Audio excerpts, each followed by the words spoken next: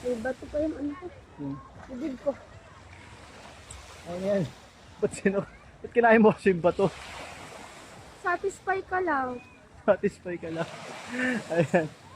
Nandito kami ngayon sa La Luz. Sa La Luz, sa may... Saan to? Laiya. Laia, Batangas. Pangilang beses mo na ba dito?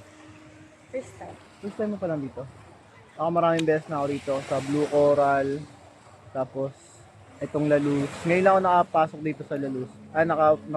Nakapasok dito sa resort nila. Na, ano naman kasi ito eh, pwede ka naman, yan, daan-daanan yung resort nila. Kahit sa ibang resort ka naka-check-in, pwede naman yan. So, pero first time namin entry dito sa La Luz dahil sa client namin si Ginebra. Yes. Yes, yun. Tapos yun, maraming beses na ako dito siya first time. So, syempre first time niya. May gagawin tayo dito.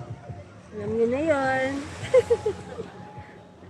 Ang 360 degrees. Yeah. Kiss. 360 degrees kiss.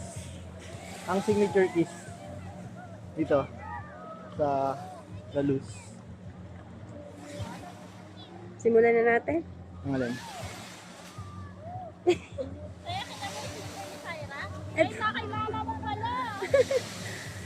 Okay, ready, set, go.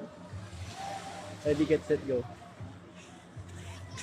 Ikot ka muna dito. Diyan, umikot ka ng ano. Yes, nahirap yung sinelas ko po. Oo.